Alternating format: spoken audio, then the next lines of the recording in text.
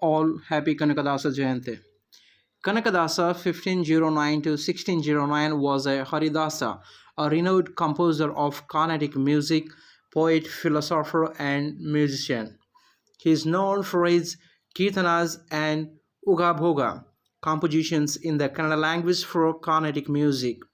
Like other Haridasas, he used simple Kannada language and native metrical forms for his compositions.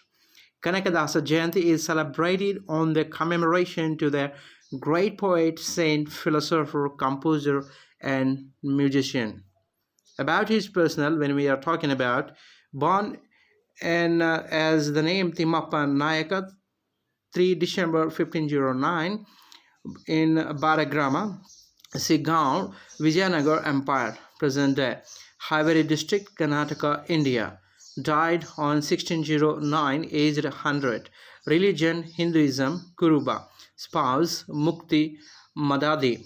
Parents, Birappa father, Bachama mother. Occupation, saint, poet, philosopher, composer.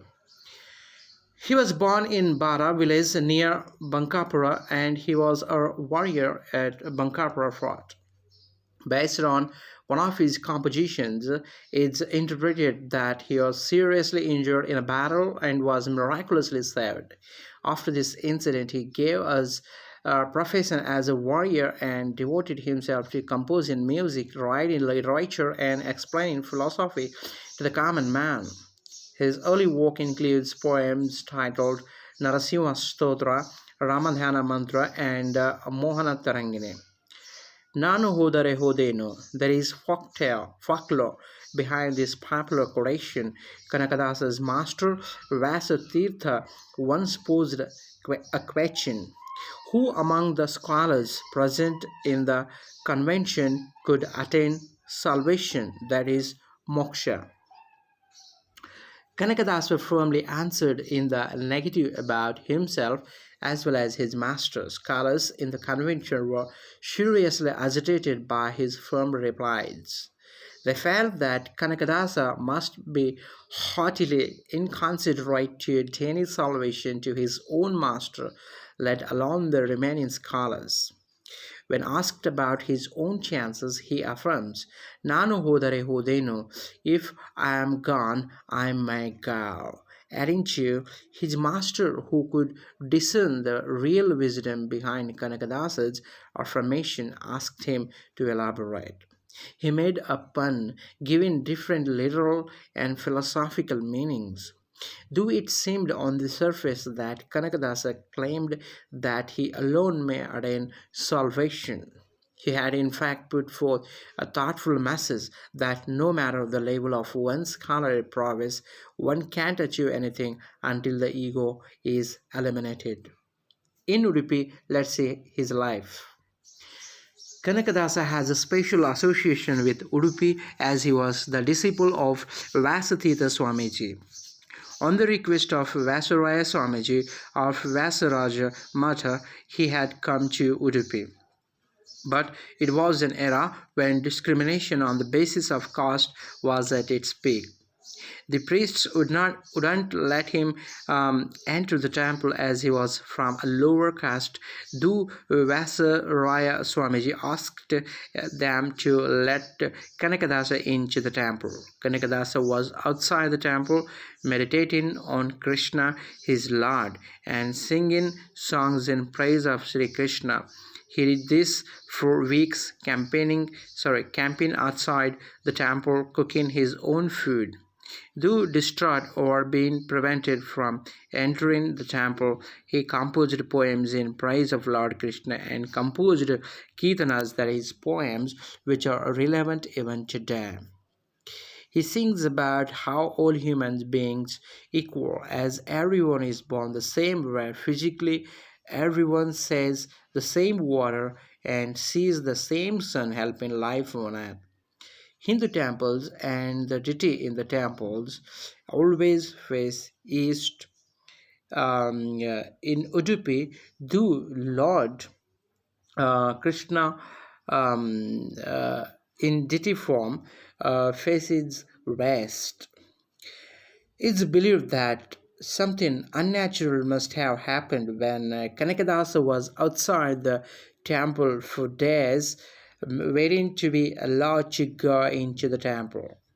It's believed that during those days, when Kanakadasa was not allowed to have darshan of Lord Krishna, he poured his heart out singing kirtanas for his dear Lord. Miraculously, the deity of Lord Krishna turned around to face west through a crack in the outer walls of the temple. Kanakadasa, the ardent devotee of Sri Krishna, was able to see his Lord. This left the Orthodox community flabbergasted why something like that had happened. Ever since, Sri Krishna's deity has been facing west, though the main entrance is east facing. The miracle remains. Today, that window, commonly called Kanakana Kindi, stands as a tribute to Kanakadasa. Devotees who visit Udupi Sri Krishna temple try to have a darshan of Lord Krishna through this small window, seeking to relieve the ecstasy which Kanakadasa had when granting the divine darshan. It's a memorial to Ganakadasa and also testimony to the eclectic Hindu belief that devotion, poetry, and sainthood are above caste and creed, and certainly above rigidly maintained orthodoxy. It said that Kanakadasa lived in a hut in this place in front of the Gopura. Later, a small shrine was built in his memory, and it came to be known as Kanakana Kindi or Kanakana Mandira. Although many saints such as Purandaradasa and Vijayadasa visited Udupi and were devotees of Lord Krishna, it's Kanakadasa's association with Lord Krishna that conveys a deeper meaning. About Kanakadasa's writings.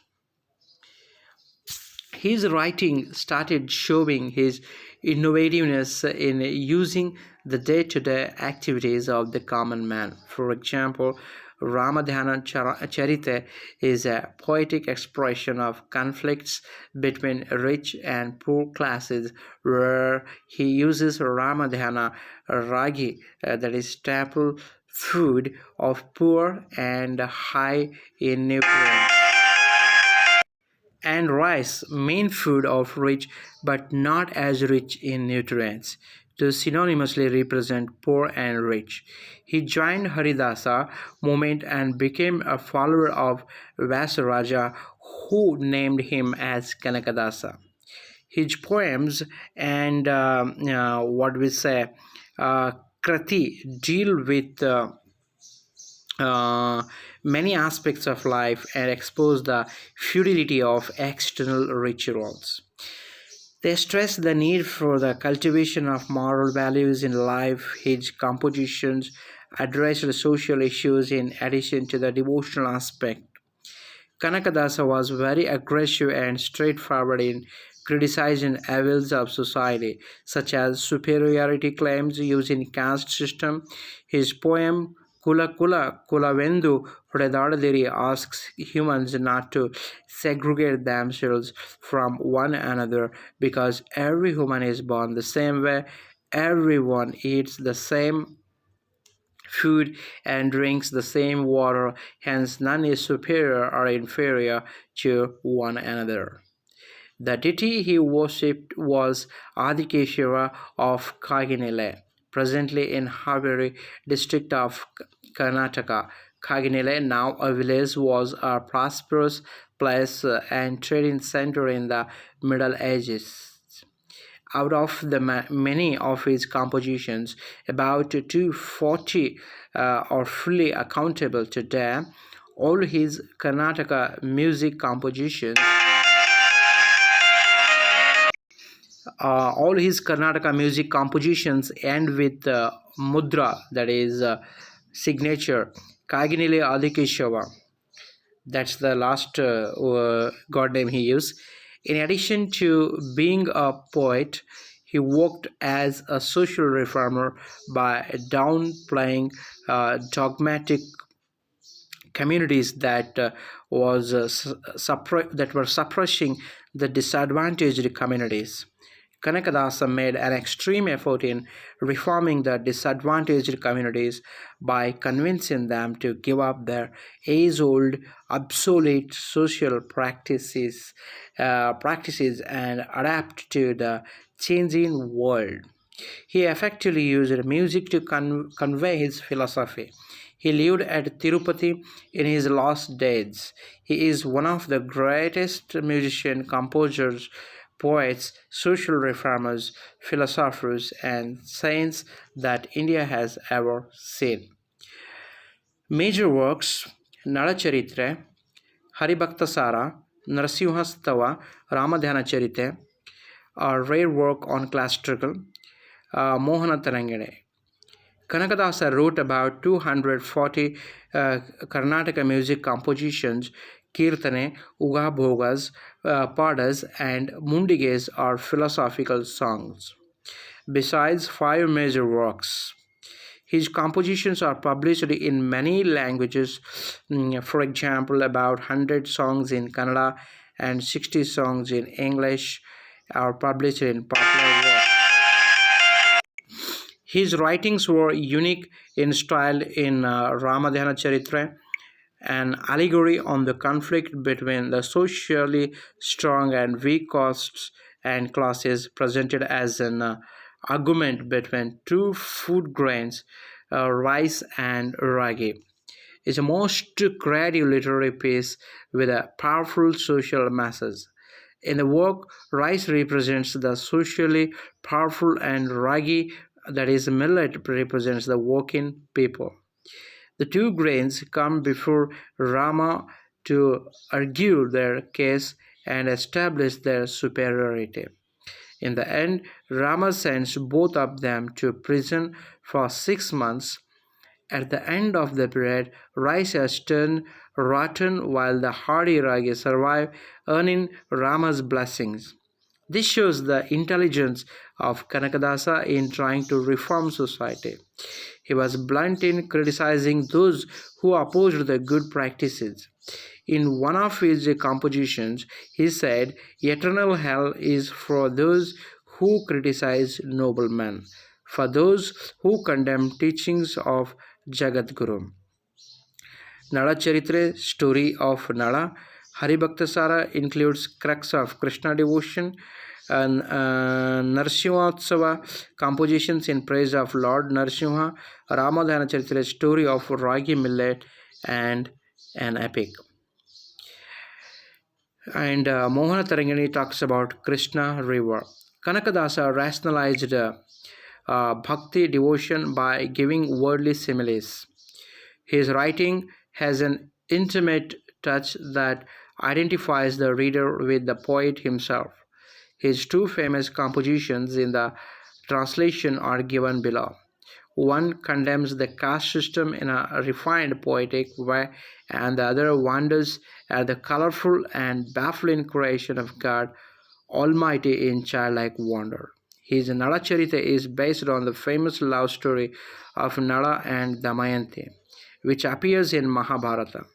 Though a great devotee of Lord Krishna, Kanakadasa gives his own interpretation. Nala, who is in love with Damayanti, exercises restraint in the Swamvara, choosing bride or bridegroom ceremony to win over Damayanti by allowing Indra and other gods a chance to win over her. When he loses everything in a dice game and gets exiled to the forest, stubbornly followed a better life. He later drives King Rituparna to the second Swamvara of Damayanti to see his wife married to a suitable person and be happy. Lord Krishna appears only once casually to rescue the caravan in which the hapless Damayanti was traveling and was attacked by wild elephants. Next, Narsimhotsava is a work dealing with the glory of God Narsimha, that is half human and half lion. Kanakadasa's Ramadhyana Charita has quite an unconventional theme. It's about a battle of words between Ragi and rice, each claiming superiority. They go to Lord Rama for justice. With the help of the sages, Rama proves the superiority of Ragi over rice. Ragi becomes blessed by absorbing the qualities of Raghava, another epithet of Rama. It's interpreted as poverty and humility being upheld by the poet above material wealth. Even today, ragi is the food of the poor, having high nutritional value compared to rice. Mohana Tarangani, although a kavya, a poem in classical style, written with all conventional 18 descriptions, deals with devotion based love of concerts with Lord Sri Krishna. The love between Aniruddha and Usha forms the main theme. It excels in depicting contemporary life. The description of Sri Krishna's Dwaravati, Dwarka, is very similar to that of Vijayanagara under Krishnadevaraya as noticed by foreign travelers. The marketplace with colorful stalls with various commodities, well demarcated lanes brimming with craftsmen, clients, and merchants, royal garden parties, and glory of the palace find their place in Mohana Terangani. It echoes the contemporary Portuguese travelers' accounts. A drinking bout of men and women of the working class is very picturesque. The reader feels as if Kanakadasa is providing a commentary of live event. It's for such unconventional and down to earth. So this is the whole history of Kanakadasa Jayanti. On this auspicious day, we have gone through about Kanakadasa's great achievements and how he tried to avoid discrimination that is present in the society. He worked hard and always tried to maintain balance in the society. He is a great saint for us. Thank you, one and all.